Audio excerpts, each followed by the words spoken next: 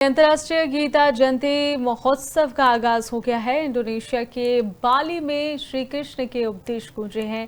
गीता के पावन संदेश की गूंज बाली तक सुनाई देगी। पर्यटन मंत्री अरविंद शर्मा भी इस मौके पर मौजूद रहे।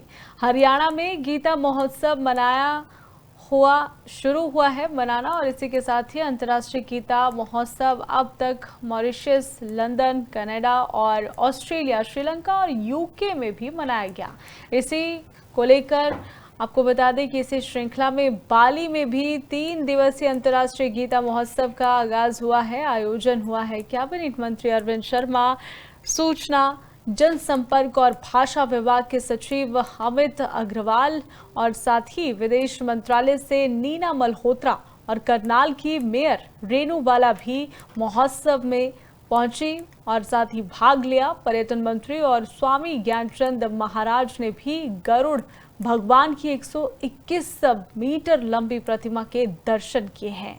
तो खास जानकारी आपको दे रहे पर्यटन मंत्री अरविंद शर्मा भी इस मौके पर मौजूद रहे और अंतर्राष्ट्रीय गीता जयंती महोत्सव का आगाज हुआ है।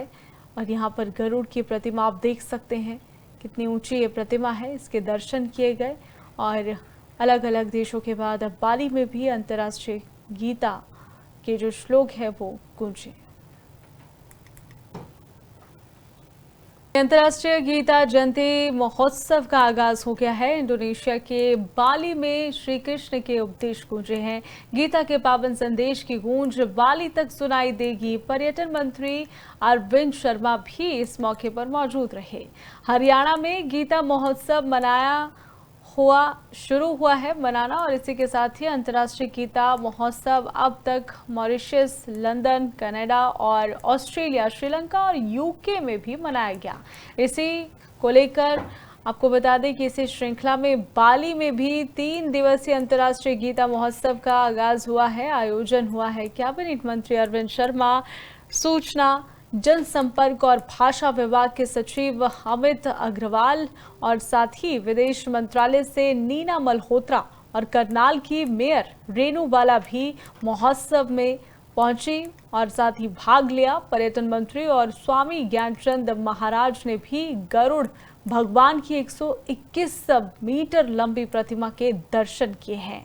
तो खास जानकारी आपको दे रहे पर्यटन मंत्री अरविंद शर्मा भी इस मौके पर मौजूद रहे और अंतर्राष्ट्रीय गीता जयंती महोत्सव का आगाज हुआ है। और यहाँ पर गरुड़ की प्रतिमा आप देख सकते हैं, कितनी ऊंची ये प्रतिमा है। इसके दर्शन किए गए और अलग अलग देशों के बाद अब बाली में भी अंतर्राष्ट्रीय गीता के जो श्लोक है वो गूंजे।